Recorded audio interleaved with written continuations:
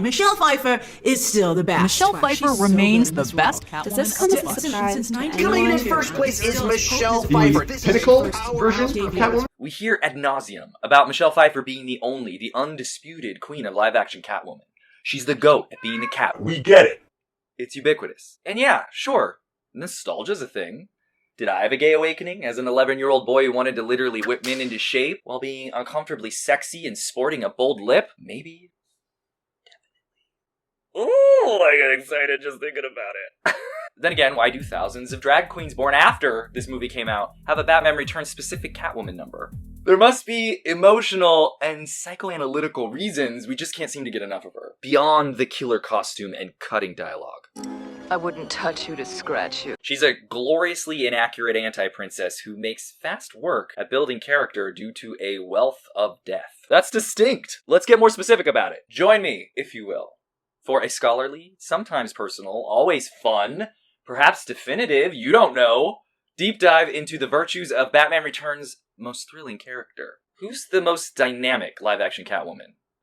And how is it still Michelle Pfeiffer? Let's go. Number 1, her rage is revelatory. Look, Catwoman is a lot of things. Campy, slinky, silly, an underdog or undercat, morally ambiguous, and a feminist icon. Love a big strong man who's not afraid to show it with someone half his size. Be gentle, it's my first time. Despite a bevy of formidable actresses taking on the role in some well-written films and TV shows, Michelle Pfeiffer's Catwoman actually has it all, and more. Pfeiffer and the Batman Returns team offer a seamless integration of slinky, silly, morally ambiguous, undercat, camp, feminism. Hear me roar. To this day, that's an achievement for the character in live action. But, more importantly, she's also psychologically broken, maniacal, furious, frightening, and dead. Question mark. It's just not a fair fight. So many other emotional highlights that I would have loved to have played. When you break it down, it really is like 4 different characters. To quote writer Angelica Jade Bastien, she embodies the conversations about autonomy and the subjugation of lower-class women that were occurring in the early 1990s as third-wave feminism emerged. She suffers being in a man's world and all of the Suppressed rage. the torture that goes along with Being a woman. Listen, I'm not a woman, for the most part. So I'll continue telling you what Angelica says. She functions as a representation of the schism that forms within women due to the patriarchal demands thrust upon us, stuck between the demure woman she was forced to be and the Gorgon who shirks society's rules to fulfill her own cravings. The Batman Returns Catwoman is free to take ownership of her own rage and embrace her most repressed impulses, because she has nothing left to lose. She's already tragically lost everything. Number 2, they do death right. With decades of adventures in the comics, the lady's got range. Batman Returns, though, stretches that range from life and death back to life and death again. This breaks open the character, giving her deep and jagged emotional edges for us to traverse. Sometimes that is better. Comics are known for giving their characters miraculous recoveries from seemingly fatal events. That sort of plot armor obliterates the stakes for a character, or for you vicariously as the audience. But the Batman Returns Catwoman actually dies in the first 30 minutes of the film, and she sort of dies 8 more times after that. She's an angry zombie. A spirit of vengeance, haunting those that wronged her. Yes, this is in a way like Batman himself, but instead of avenging a parent's death, she's avenging her own. Imagine Janet Leigh in Psycho or Drew Barrymore in Scream getting up after being stabbed to death, spending the rest of their respective movies getting justice for their own murders. There's another Back from the Dead Catwoman zombie film that shall remain nameless. They don't really do anything cool with it. Let's just keep the video moving. There's a breakneck, figuratively and literally, speed to Michelle Pfeiffer's transformation in the film. In the comics, we see her endure an abusive father, a mother's suicide, orphanages. Is that a hair gel? All the while learning gymnastics and fighting styles over many years, slowly morphing into Catwoman. That's really cool, but not really doable in a movie with a veritable zoo of animal-based characters to develop. In Batman Returns, instead of blossoming into an anti-hero over time, she just dies, becoming Catwoman in under 5 minutes of screen time. We also have the ticking clock of what is presumed to be 9 lives. We're pulled in quickly and dared to keep up before the clock runs out. Where dying repeatedly might seem like a gimmick or offer diminishing returns in other stories, every time Catwoman appears to die, usually at the hands of a shit-ass man, the more our hearts break and the more enraged she becomes. So, come here real quick. All this death talk may really bite me in the rubber cat suit with the YouTube algorithms. If you enjoy any of this at all, please do like, comment, share, and subscribe. This is gonna be a tough one. I thank you. Number 3, good at being so damn wrong. The Batman Returns Catwoman is a singular take on the character in the best way.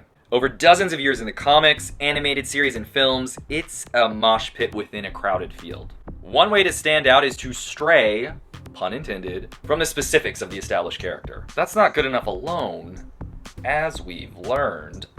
But breaking away from a beloved character's backstory is a big risk that can pay off, if aspects of the Catwoman we know still ring true. Let's compare elements of her Batman Returns story to some famous ones from the comics. In the comics, Selina Kyle has been a flight attendant. Here she's a secretary. Executive assistant. In the comics, she has both crashed in a plane and been flung off a cliff, receiving head injuries.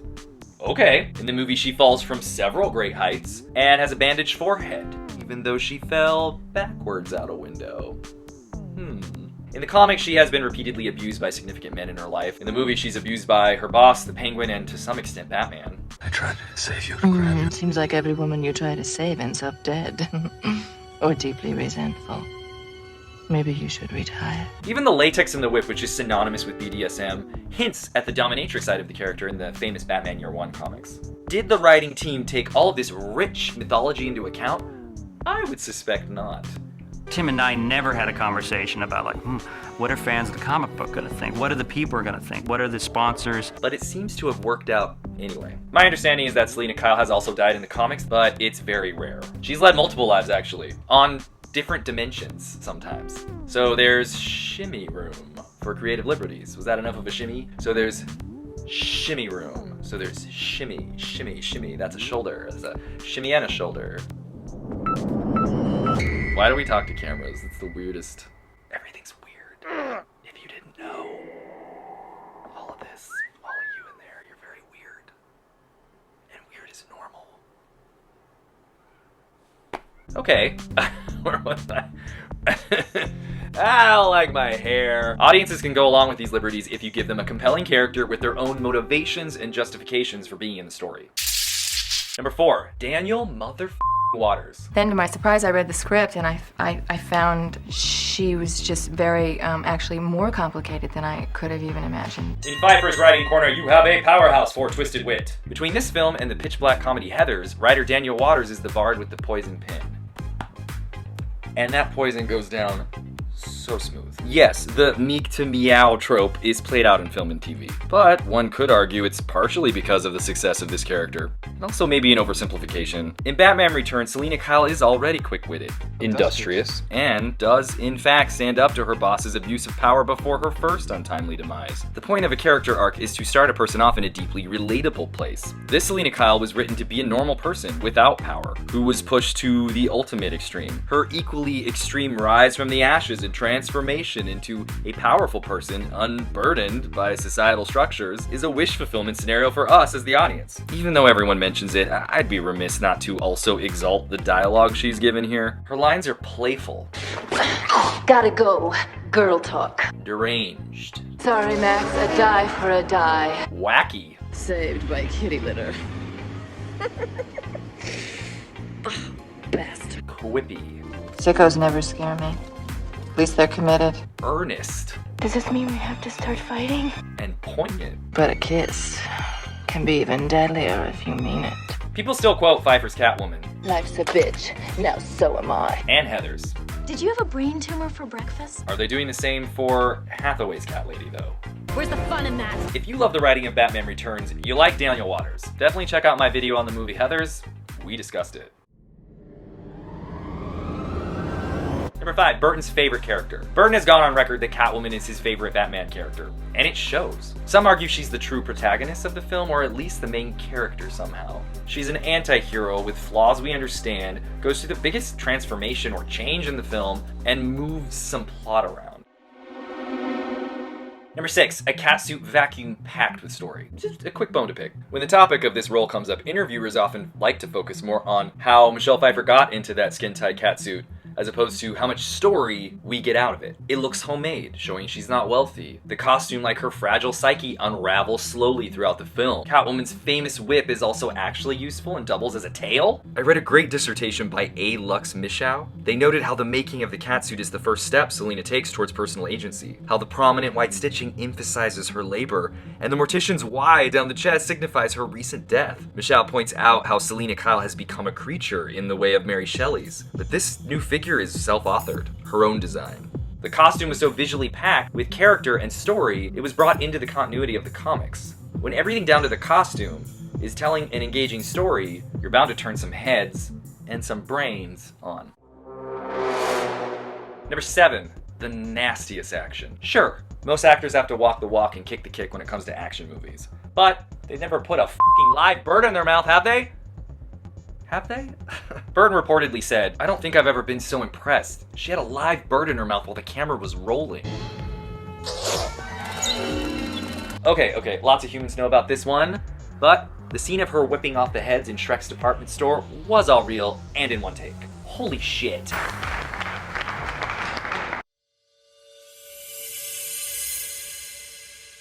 Number 8, it embraces the absurdity of violence and dark magic. With all the boners Hollywood has for grounded DC lore, Batman Returns dives headfirst into unreality. And then the whole 9 lives thing and this sort of mystical quality of cats, and is it real, is it, is there a slight supernatural aspect to cats, and it seem to fit the material. Where other modern Catwoman can be realistic, this Catwoman can be resurrected by mystical felines, have 9 lives, be instantly good at kickboxing, and construct an entire catsuit out of a jacket. It transcends reality, venturing into myth, legend, and fairy tales. Writer Daniel Waters even said, "We were making a Tim Burton fairy tale movie." Batman Returns qualifies as a modern fairy tale in a few ways. These stories like to include a lone hero. Batman could stand in for a troubled night. They have heightened realities, drenched in metaphor. The Penguin is so filled with darkness, his insides are just black bile. Death and resurrection is also part of the ethos of fairy tales. Catwoman is brought back to life through unnatural means, like many grim fairy tales, including something called Two Brothers. It's a real cut-up in that a huntsman is betrayed, his head is chopped off, and restored by a magical root. But not until first his head is put on the wrong way and has to be chopped off again and put on the right way. And hey, I've been there. Many fairy tales are both macabre and funny, which is very much the tone of Batman Returns. The holiday setting also further imbues it with a colorful melancholy, which is very Tale of the Fairy as well. A curator from Melbourne's ACMI has noted that the violent and graphic nature of historical fairy tales is often overlooked in contemporary culture. Burton, however, embraces the dark elements, describing the fairy tale tradition as about as disturbing as it gets. Harvard professor Maria Tartar, I don't know how to say her name. That seems bad, right? Maria Tartar filmed interview. Hang on, guys, sorry. Record holder, Maria Tatar. They say Tatar. Okay. Harvard professor Maria Tartar. Is that really? Tartar for now, Tartar. Harvard professor Maria Tartar, who wrote the academic journal on why fairy tales matter, often discusses how fairy tales, particularly violent ones, spark imagination and even empower children. For Harvard Magazine, she says, fairy tales also face up to the facts of life. Nothing is sacred or taboo. Meanwhile, they glitter with beauty. With all the flack that Batman Returns got for being too dark and violent a vehicle for McDonald's toys, sure as hell sparked my young imagination and lit fire to my parents' wallets. I collected every trading card, didn't even open the bookmark, I guess, and ate the cereal. Yeah, there was a cereal and I miss it. Sidebar. Speaking of glitterific darkness for kids, I'd like to do a video about how beautiful and brutal children's fantasy films were in the 1980s. Interested? Comment below. In 1992, Catwoman was given a singular live-action cocktail of everything that makes Catwoman Catwoman. From the hammy 1960s to the gritty 1980s to the grim realities of today. I would argue even more. She's not one thing, predominantly serving as a love interest, side character, or sex object, but a complicated, scary, scene-stealing wildcard with her own trauma to sort through. I will never forgive Warner Brothers for dropping the ball on a Pfeiffer-specific Catwoman movie. Daniel Waters had already written the script. Should we do a video breakdown of that script? I have it. Let me know in the comments. We, as human types, like to rank things, make value judgments, and order out of chaos. But I would argue that the Catwoman of Batman Returns is kind of doing her own thing outside of lists. But she's my favorite, and I think she's the best, and many of you do too. Regardless, she has reached icon status, which means something powerful endures. Let me know what you'd like me to cover next, because this gay's agenda is a scary, sexy, funny one. Thank you. Hit the road. With all the boners, DC. Nope. I would posit the Catman. Oof, wish fulfillment. So there's Shimmy Room. So there's Burtman. With all the boners Hollywood had. That was very smug. Thank you. I'm gonna drink this spiked iced coffee. Seems really gay. I guess I am gay. Honestly, I did the whole Kinsey scale thing. I think I'm a 4, which is kind of middle of the road. Maybe I'm a bisexual legend like Catwoman herself. Here we go, Buck. I don't know, man. I'm gonna stop.